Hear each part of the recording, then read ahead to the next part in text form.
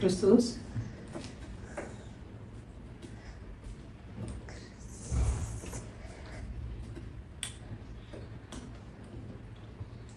ትምህርተ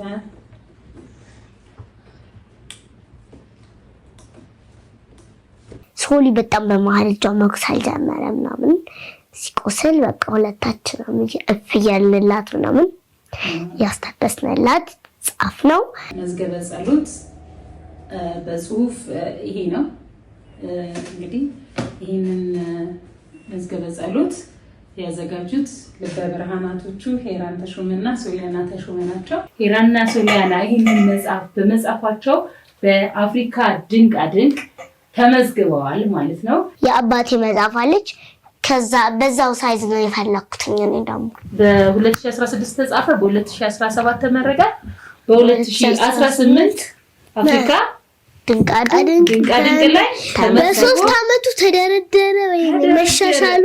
ሰላም የሄራን ኤንድ ሶሊያና መንፈሳዊ ዩቲዩብ ተከታታዮች፣ ዛሬ ሄራንና ሶሊያና በ6 አመት እድሜያቸው ስለሰሩት ትልቅ ታሪክ ነው ልነግራችሁ የመጣሁት። ስለዚህም ጉዳይ እነ ሶሊና ሄሩ ይነግሩናል ማለት ነው። አንዳንድ ጥያቄዎች ጠይቃቸዋለሁ። በዚህ ሚዲያ በራሳችን ሚዲያ ስለዚህ ነገር አውርተን አናውቅም። ዛሬ ግን እሱን ሀሳብ ይዘንላችሁ መጥተናል። በጣም ተወዱታላችሁ። አብራችሁን ተከታተሉ። እንዴት ናችሁ ዶቼ? እግዚአብሔር ይመስገን እኛ በጣም ደህና ነን።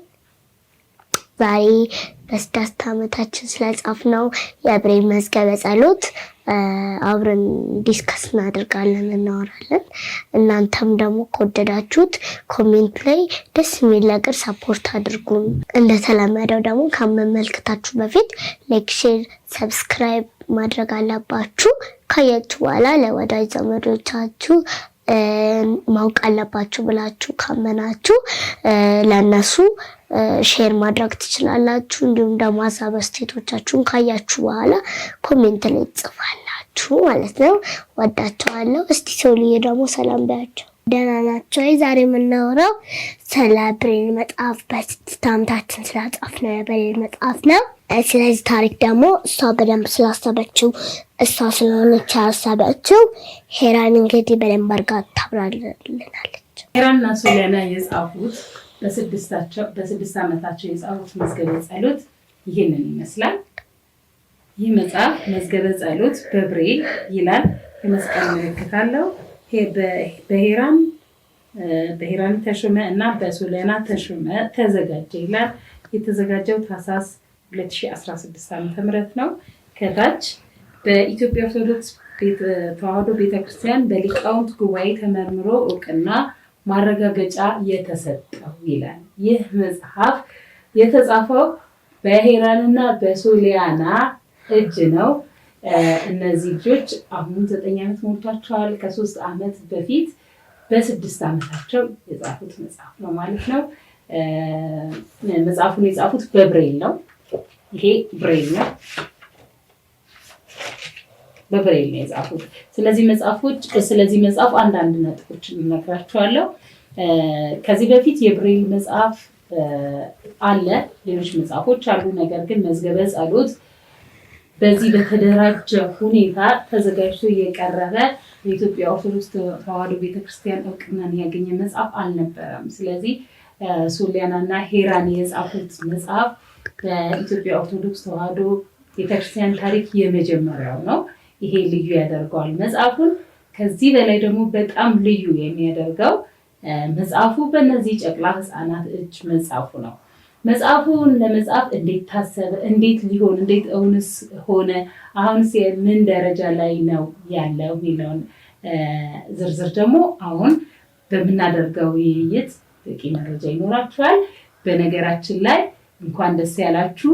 ይህንን ዜና ያያችሁ ታውቁታላችሁ፣ ግን ላላወቃችሁና ላላያችሁ ሄራንና ሶሊያና ይህንን መጽሐፍ በመጻፋቸው በአፍሪካ ድንቃድንቅ ተመዝግበዋል ማለት ነው። ይህንን ለመግለጽ በእርግጥ ዘግይተናል። ከወራት በፊት ነው ይህንን እድል ያገኙት። ሰርተፍኬት አግኝተዋል ከአፍሪካ ድንቃድንቅ። ይሄንን ደስታችንን ዘግተን ቢሆን ለእናንተ ሼር ማድረግ እንፈልጋለን። ሄሩ ሶሊ እንኳን ደስ ያላችሁ። ይሄ በነገራችን ላይ በጣም ትልቅ ስኬት ነው። በጣም ትልቅ ስኬት ነው። በአፍሪካ ደረጃ በእናንተ እድሜ ይህንን መጽሐፍ የጻፈ ሰው ስለሌለ እናንተ የአፍሪካ ድንቃ ድንቅ መዝገብ ላይ ተመዝግባችኋል። ይህንን ስለሆነ ይህን እግዚአብሔር ፈቅዶ ይህንን ሰርታችሁ ለዚህ ስለዋቃችሁ እኔ እናታችሁ በጣም ደስተኛ ነኝ። በጣም ነው የምኮራባችሁ። እግዚአብሔርን አመሰግናለሁ። ቀጥሎ እናንተ ደግሞ ይህንን መልካም ስራ ሰርታችሁ እኔን ስላስመሰገናችሁኝ በጣም ነው የማመሰግናችሁ። በጣም ነው የምወዳችሁ። እኛም እንወድሻለን፣ እናመሰግናለን። በጣም ነው የምናመሰግናችሁ። ይህን ነገር መዝገበ ጸሎትን ለመጻፍ መጀመሪያ ሀሳብ ያመጣሽው አንቺ ነሽ ሶልዬ እንዳለች። እስቲ እንዴት እንዳሰብሽ በምን መልኩ ለመጻፍ እንደተነሳሳሽ እስቲ ንገሪያቸው። እኔ ሀሳብ ማለት መጀመሪያም ራሱ ሀሳብ አልነበረኝም እና በወር ገብርኤል አንቀር ብዙ ሆነን ቤተሰቡ የሚሄድ ሰው ምናምን ሁልጊዜ በወር ይኬዳል። ሜቲጂ ምናምን ነገር እንሄዳለን። እንደተለመደው ታህሳስ 19 2016 ዓመተ ምህረት ላይ የሄድነው ወደ ማታ መሸትሸት ተብሎ ምናምን ትምህርት ተጀምሯልና የማታ ትምህርት ተጀምሮ የግል ጸሎት አድርሰን የማታ ትምህርት የምንማርበት ደረጃ ጋር ቁጭ ብለን አንደኛ ደረጃው ጋር እንዲህ በስራተ ገብርኤል ነው። ደረጃው ጋር ቁጭ ብለን የግል ጸሎታችንን አድርሰን ወደ የትምህርት ጊዜያችን ተመለስን ማለት ነው። ስንመለስ አባዬ አስተማሩ፣ እኔ ሌላ ሀሳብ ገባው። ምን ማሰብ ጀመርኩ? ለምንድን ነው ለብሬል ሌሎች ልጆች በነፃነት አብረው ከፈጣሪያቸው ጋር ብቻቸውን እንዲገናኙ ከፈጣሪያቸው ጋር ቅድስት ሆይ ለምኝልን አብረው እየደገሙ ዳዊትን ምናምን ነገር እንደዛ እያሉ መዝገበ ጸሎትን ብቻቸውን ማንበብ የሚችሉበት ክፍተት የሌላቸው እንደኛ አይነት ልጆች። ስለዚህ አሁን ብሬሉን ተምረው በደንብ አድርገው ለእነዚህ ልጆች ለምንድን ነው መዝገበ ጸሎትን ማልጽፍላቸው ብዬ አሰብኩኝ። ከዛ መጀመሪያ የነገርኩት ለሶሊ ነው። ፕሮግራሙን ጨርሰን ወጣን። ለሶሊ ሀሳብ የመጣልሽ እዛው ቤተክርስቲያን። ከዛ ሶሊ እያወራን ነበረ ከሰው ጋር እንዴት ነው ምናምን ነገር ተባባልን። እኔ ቀላል ነገር ነበር ያሰብኩት፣ ማለት በሆነች ሳይዝ ነው የፈለኩት። እንዴት ነው መሰለችሽ? የአባቴ መጽሐፍ አለች፣ ከዛ በዛው ሳይዝ ነው የፈለኩት እኔ ደግሞ እና ፎቶ አንስቼ ራሱ ልኬ እንደዚህ አይነት ወረቀት ሳይዝ ነው የሚያስፈልገን ብዬ ምናምን ነበረ እና ግን በብሬል ደግሞ ተለቅ ትልቅ ነው መሆን የሚችለው።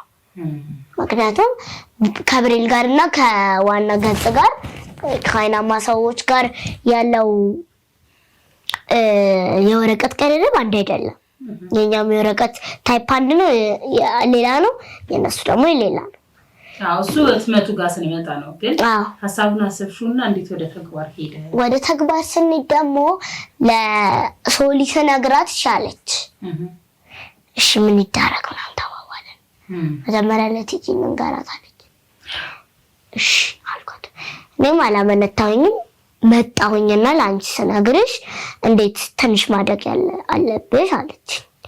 እኔ ደግሞ ለእግዚአብሔር መታዘዝ እድሜ አይገድበውም አልኩሽ ስልሽ እሺ ተባብለን በነገታው እንደዛ እንዳልኩሽ ታውቂያለሽ። እኔ 6 ዓመት ልጅ መጽሐፍ አይደለም ማንበብ ሲችል አላየሁም። ገና ደግሞ በወቅቱ እናንተ ብሬል መቻላችሁ ነው። የብሬል ትምህርት ተምራችሁ ማንበብና መጻፍ በእንግሊዝኛ በአማርኛ ችላችኋል። በእርግጥ እግዚአብሔር ይመስገን። ከዛ ያለፈ ነገር ትችላላችሁ ብዬ ስላላመንኩኝ በጣም ልጆች ስለሆናችሁና ታደርጉታላችሁ ብዬ ስላላሰብኩ ነበር በዛ ያልኩት። ግን አንቺ የሰጠሽኝ መልስ ደግሞ በጣም ከባድ ነበር አይደለ? ይህንን ለማድረግ እድሜ አይገድበውም ስትይ ሙሉ ለሙሉ ሀሳቤን ቀየርኩኝና እሺ ሄራንዬ እንደ እግዚአብሔር ፈቃድ ከቻልሽ ይሞከር አልኩኝ አይደለ? እሺ ከዛ በቃ በነገታው እንትን ማድረግ ጀመርን፣ መጻፍ ጀመርን። ሶሊ በጣም በመሀል እጇ መኩሳል ጀመረ ምናምን ሲቆስል በቃ ሁለታችንም እፍ እያልንላት ምናምን ያስታገስንላት ጻፍ ነው። ይኸው እግዚአብሔር ይመስገን ተመርቆልናል። የመጽሐፉ ሂደት በጣም ቀላል የሚባል አልነበረም። ምክንያቱም እያመሸን ከጠዋት እስከ ማታ ነበር እየተጻፈ የነበረው ምናምን እጇ የሚቆስል ነበር። ላበላ በጣም ሶፍት ነው እና የሆነ ነገር ጫር ብታደርገው እንትን ይላል። መጽሐፉ ለመጽሐፍ ሲጀመር ማስተሩ ወይም ዋናው መጽሐፍ የተጻፈው በእጃቸው ነው። እኛ በስክሪፕቶ እንደምንጽፈው ሄርና ሶሊ ደግሞ የሚጠቀሙት ስሌትና ስታይለስ የሚባል ምናልባት ታውቁ እንደሆነ እየተቀጠቁ ብላይንድ ሰዎች እየተቀጠቁ የሚጽፉበት ማቴሪያል አለ። በሱ በእጃቸው እየተቀጠቁ ሙሉ መዝገበ ጸሎትን ጽፈዋል። መዝገበ ጸሎቱን ለመጻፍ ቆርጠው ሲነሱ ክላስ የሚማሩትን ክላስ ሙሉ ለሙሉ አቁመው እስከሚጨርሱ ድረስ ትምህርት አይማሩት ነበረ ማለት ነው። እና ይህን ያህል ጊዜያቸውን ሰውተው ጉልበታቸውን ሰውተው ነው ይሄን ነገር ለማድረግ የቻሉት ማለት ነው። ሄራንዬ በጣም ያሳዘነች ነገር ምንድነው? በሰዓቱ በጣም ልቤን የነካው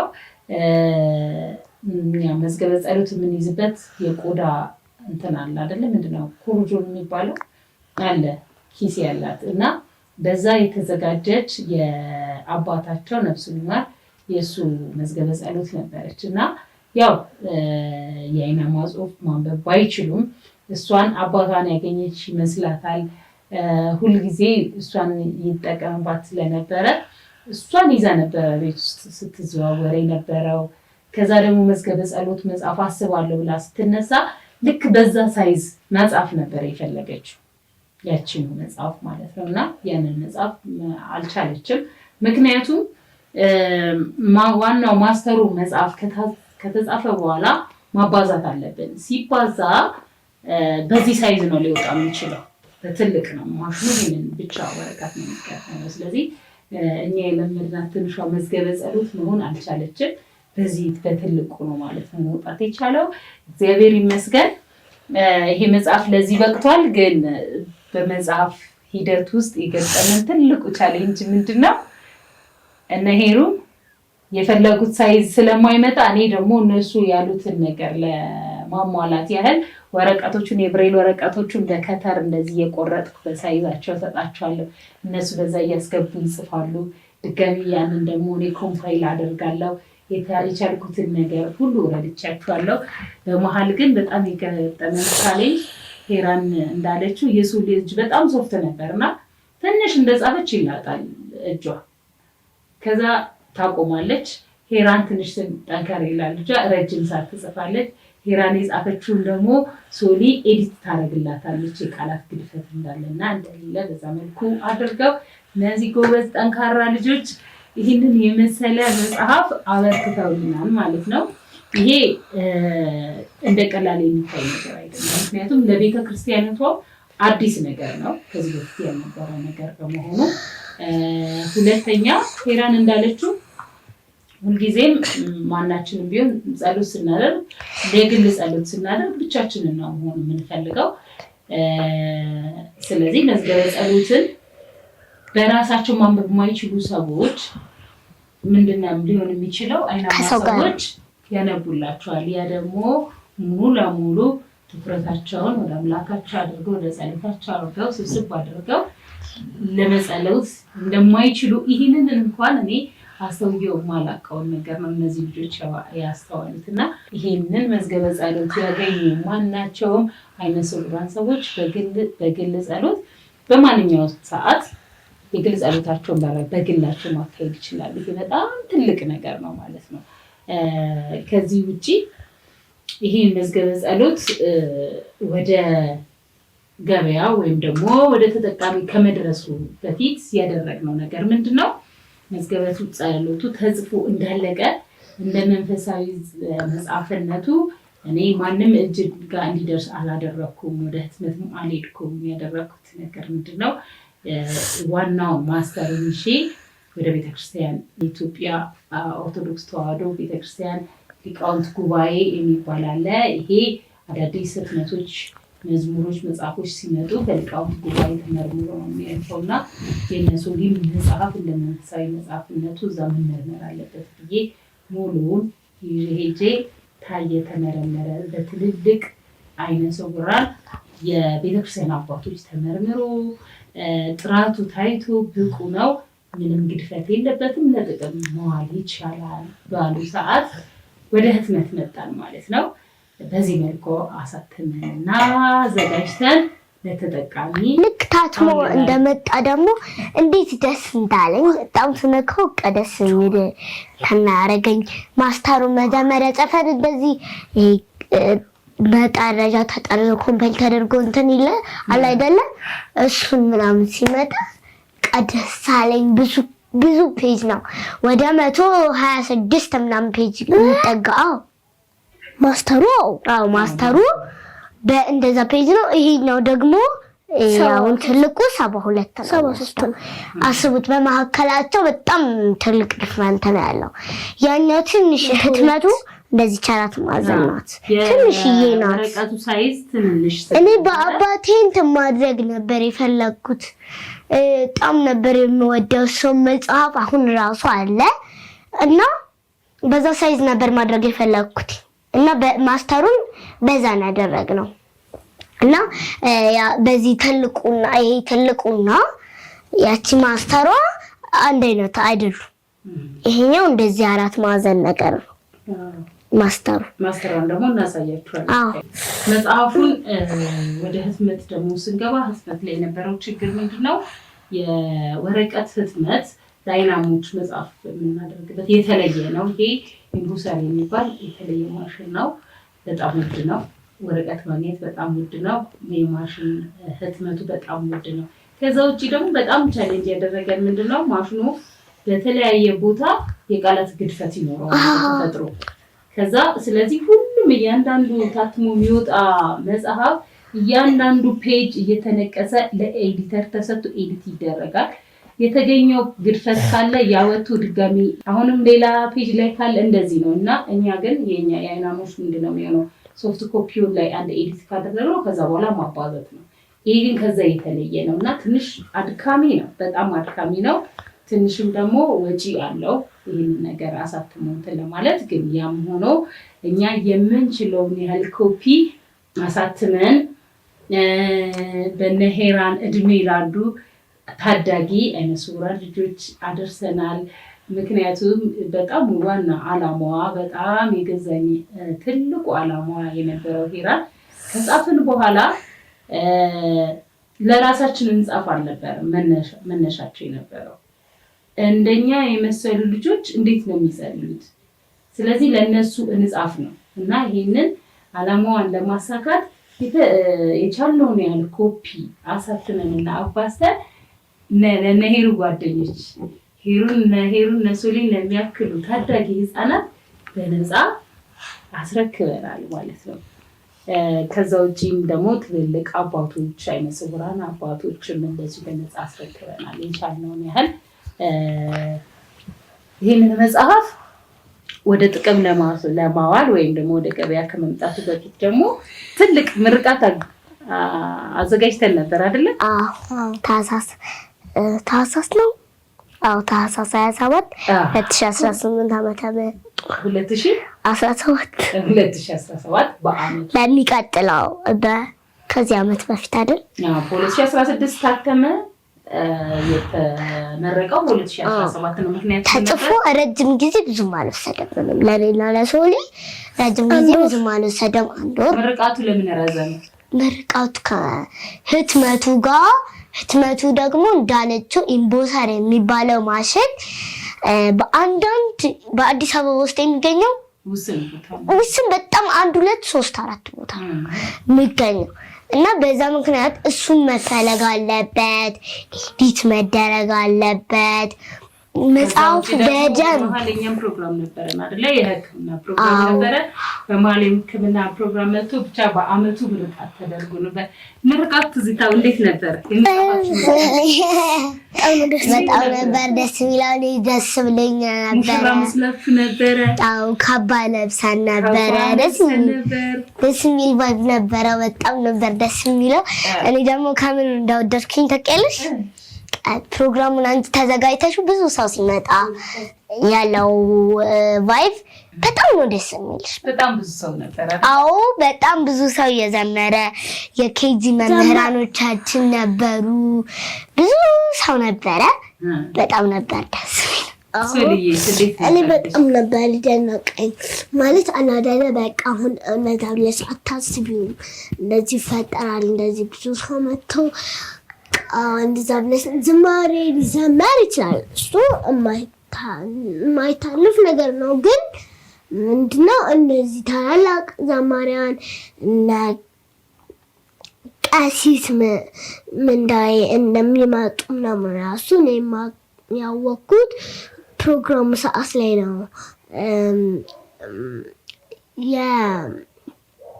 አለማየሁ ታደሰን ግን ተነግሮኛል ማለት አላደለ ፕሮሞሽን ምናምኑ እንዲሰጣለው ብሎ ፕሮሞሽኑ ላሰርታለ ማ አርቲስት አለማየሁ ታደሰ የምትወዱት ማን ነበረ ሌላ ስሙ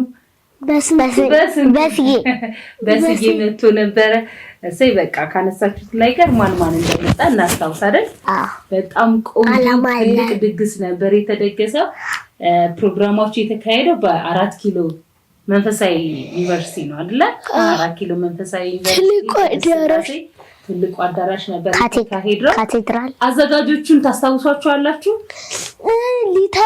ሊተ መንፈሳዊ ኢቨንት አዘጋጆች ናቸው ሊተ መንፈሳዊ ኢቨንት እና ህፃናት በመንፈሳዊ ዕውቀታቸው ዳብረው በሁለቱም በዓለማዊ በመንፈሳዊ ዕውቀታቸው ዳብረው በሁለት የተሳለ እንዲሆኑ በጣም ትልቅ ጥረት የሚያደርጉ ሊተ የሚባሉ ተቋም ነው ሊተ የሚባለው ተቋምን ከልባችን እናመሰግናለን በዚህ አጋጣሚ ሊተ በጣም ቆንጆ ፕሮግራም ነበር ያዘጋጀልን እዛ ላይ የተገኙ እንግዶች ከመንፈሳዊ አባቶች ስንጀምር አቡነ መቃርዮስ ተገኝተው ነበር ፕሮፌሰር መምህር መዝገቡ ተገኝተው ነበር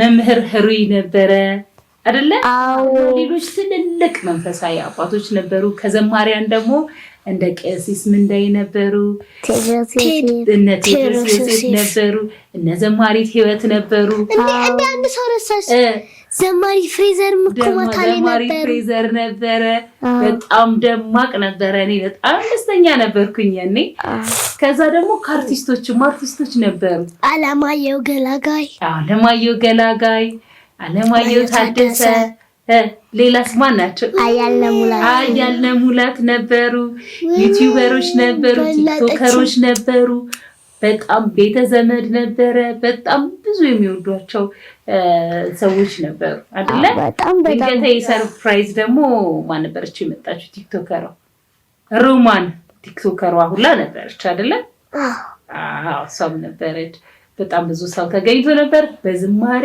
በደስታ በጣም ቆንጆ ፕሮግራም ነበር ያሳለፍነውና ደስ ይል ነበር አይደለ ተመረቃችሁ እናንተ ከዛ ይሄ መጽሐፍ መንፈሳዊ መጽሐፍ እንደመሆኑ ታትሞ እንደማንኛውም መጽሐፍ ለገበያ አልቀረበም ወይ ለጥቅም አልቀረበም እዛው መድረኩ ላይ ጸሎት ተደርጎ በብዙ አባታችን በአቡነ መቃርዮስ ተባርኮ ነው ማለት ነው የተሰጠው ወይ ደግሞ ጥቅም ላይ ዋለው ያ ደግሞ በጣም ደስ የሚል ነገር ነው አይደለ እና ቆንጆ ጊዜ ነበረ ሁሉም ሲናገሩ መድረክ ላይ ሆነው ሲናገሩ በጣም ስሜታዊ ነበሩ በጣም ደስተኞች ነበሩ እዛ መድረክ ላይ በመገኘታቸው እና እናንተም በጣም ትልቅ ታሪክ ሰርታችሁ ነበር ያሳለፋችሁት ማለት ነው ያንን ወቅት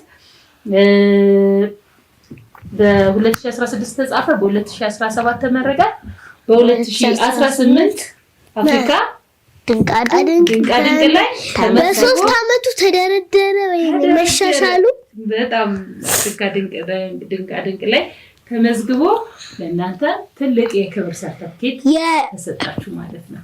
ቀጥሎ የመጽሐፉ መጨረሻ ማወቅ የምትፈልጉ ይመስለኛል። የመጽሐፉ መጨረሻ እጃችን ላይ ነው፣ እኛ እጅ ላይ ነው ማለት ምን ማለት ነው? ማንኛውም መጽሐፍ ተጽፎ የሆነ የመጽሐፍ መደብር ላይ ይገኛል ወይ በሆነ መንገድ ለገበያ ይቀርባል። ይህ መጽሐፍ ግን ከዛ የተለየ ነው። ምክንያቱም ይህን መጽሐፍ ማንኛውም ሰው ከመጽሐፍ መደብር ገዝቶ የሚጠቀመው አይነት ሆኖ አላገኘነውም። እኛ እንደሱ አይነት ሀሳብ ነበረን። ነገር ግን መጽሐፉን የሚጠቀሙበት ተጠቃሚዎቹ ሰዎች አንደኛ አቅም የላቸውም፣ ሁለተኛ እንደ ባህልም እስካሁን ድረስ መጽሐፍ በኩስቶር ሄደው የመግዛት ካልቸሩ እስካሁን የለም። ስለዚህ እሱ ነገር አልሄድንበትም። መጽሐፉ ግን እጃችን ላይ አለ። የተወሰኑ ህትመቶች እጃችን ላይ አሉ። የቻልነውን ያህል ኮፒ አዳርሰናል፣ ለሰዎች ሰጥተናል። እኛ ብቻ አይደለንም፣ ሌሎች ሰዎችም ገንዘብ ያላቸው ሰዎች ይህንን በትዕዛዝ አዘውን ይህን ያህል ኮፒ አሳትሙና ለሆነ ሰው ስጡልን ሲሉ ወስደን እንሰጣለን። ያን በማድረጋችን ደግሞ ሁል ጊዜ ይሄ መጽሐፍ በተጸለየበት ቁጥር ሄሩና ሶሊን የበረከት ያገኛሉ ብዬ አምናለሁ። በራሴ የእውነትም በረከት እያገኙ ነው። ይሄንን ነገር ደግሞ ለተጠቃሚ ተደራሽ ያደረገ ባለሀብት ገንዘቡን ባወጣ ቁጥር ተመሳሳይ ነገር ነው የሚያገኘው፣ ተመሳሳይ በረከት ያገኛል እና በዚህ መልኩ ነው እያደረግን ያለ ነው። አሁንም ቢሆን አቅማችን በፈቀደ ጊዜ ይሄንን እያደረገን በረከታችንን መሰብሰባችንን እንቀጥላለን። እኛ ሌሎችም ሰዎች ደግሞ ከዚህ እድል በረከት ተካፋይ እንዲሆኑ እድል እየሰጠን ነው። እየተጠቀሙበት ያሉት በጣም ብዙዎች አሉ። ስለዚህ ከዚህ በረከት ተካፋይ እንሆን ብላችሁ የወሰናችሁ ሰዎች ካላችሁ ይህን መጽሐፍ እንዲታተም እያዘዛችሁን እኛ ደግሞ ለተጠቃሚዎቹ እናደርሳለን። ከዛ በኋላ በረከታችንን እናንተ ታገኛላችሁ ማለት ነው። ይህንን ተመሳሳይ ነገር ማድረግ ሀሳቡ ያላችሁ ውድ ቤተሰቦቻችን ደግሞ እድሉን ተጠቀሙበት። ደውሉ። እዚህ ጋር የምናስቀምጥላችሁ ስልኮች እየደወላችሁ አንድ ኮፒ ብትአዙ የቻላችሁትንም አቅማችሁ የፈቀደውን ያህል ብታዙ በረከት ታገኛላችሁ ማለት ነው። በነገራችን ላይ ሄራንና ሶሊያና ይህንን መጽሐፍ ሲጽፉ አንደኛ ክፍል አልገቡ፣ 6 ዓመት ሆናቸዋል። የኬጂ ተማሪ ናቸው። ትምህርት ቤት ሳይሆን ቤት ውስጥ ነበረ ብሬል ያጠኑ የነበረው። ቤት ውስጥ ብሬል ማንበብና መጻፍ ችለው ቤት ውስጥ ሆኖ ነው ይህንን መጽሐፍ ያዘጋጁት። እና አንዳንድ ጊዜ ልጆች አንዳንድ ሀሳብ ሲያመጡ ወላጆች ማዳመጥ አለብን። ሁሌ አይሆንም ማለት ሳይሆን ጊዜ መስጠት፣ ጆሮአችንን መስጠት፣ እነሱን ማዳመጥ ትልቅ ጥቅም አለው። እኔ በሰዓቱ ሳከላክል እና ሄራንን አልሰማሽም ብዬ በዛው ብቀር ኖሮ ይሄ ሁሉ ነገር አይፈጠርም ነበር። ለራሷን ብቻ ሳይሆን ለነዚህ ሁሉ አረጋውያን ወጣቶችና ህፃናት ልበ ብርሃኖች ትልቅ ነገር ይዛ መምጣት አትችልም ነበር እና በጣም እግዚአብሔር ይመስገን። እግዚአብሔር ሊሰራ ከፈለገ ህፃናት ላይም ሆኖ ሊሰራ ይችላል ማለት ነው። ለዚህ ሁሉ ለመድረሳቸው ምክንያት የሆነው ደግሞ ትልቅ ሳላመሰግነው ማላልፈው መምህራቸው መምህር ዘሪሁን ነው። መምህር ዘሪሁን ብሬል እንዲችሉ ቤት ድረስ እየመጣ የብሬልን ትምህርት በእንግሊዝኛ በአማርኛ ማንበብና መጻፍን ያስተማራቸው እሱ ነው። መምህር ዘሪሁን ባለበት ምስጋናችን ይድረስ። ውዶቼ እናምትጂ በጣም እናመሰግናለን መጽሐፉን እንድንጽፍ ስላገዝሽን፣ እንዲሁም ለምርቃቱ የመጣችሁ ሰዎች በሙሉ በጣም እናመሰግናለን እና ይህ መጽሐፍ ለሰዎች እያገዛችሁ በእኛ ሁኔታ ውስጥ ያሉ ተመሳሳይ ሁኔታ ውስጥ ያሉ ልጆችን እየገዛችሁ ጊፍት በሰጦቻቸው ከተቻለም ደግሞ ለ10 ለ5 ለ15 ሰው ቢያንስ ከቻላችሁ ገዝታችሁ ብሰጧቸው እንላለን። እባካችሁ ውዶቼ እነዚህ ልጆች መጠቀም ይኖርባቸዋል። ይህ መጽሐፍ የተጻፈውም ለእነዚህ ልጆች ነው። እናንተም ለምታውቋቸው እንደዚህ ብላይንድ ለሆኑ ልጆች ይሄንን ለበብርሃን ለሆኑ ልጆች ትሰጣላችሁ። ብትሰጡም ጥሩ ነው ባይኔ በረከትም ታገኛላችሁ ብዬ ነው ማምነው። ወዳችኋለሁ። የነበረን ጊዜ ከእናንተ ጋር በጣም ጥሩ ነበረ። ወዳችኋለሁ። ሄራን ሶሊያና መንፈሳዊ ዩቲዩባችንን ደግሞ 1 ሚሊዮን ስላስገባችሁልን መዝሙራችንን እናመሰግናለን። እንወዳችኋለን። ፕሮግራማችን ይሄንን ይመስል ነበረ። ከዚህ በኋላ ይሄንን መጽሐፍ ላዘዙ ሰዎች የምናደርስበትን ቪዲዮዎች እናሳያችኋለን ማለት ነው። መጽሐፉን ስታዙ እናንተ ልንሰጥላችሁ የምትፈልጉት አካል ካለ እዛ ድረስ ወስደን ቪዲዮ ሰርተን ለእናንተ እንዴት እንደሰጠን እንዴት እንዳደረስን እናሳያችኋለን። ይህንን ላዘዛችሁን ሰዎች ይህን ፕሮግራም ስለተከታተላችሁን በጣም እናመሰግናለን። በቀጣይ ፕሮግራም እስክንገናኝ ድረስ ሰላም ሁኑ።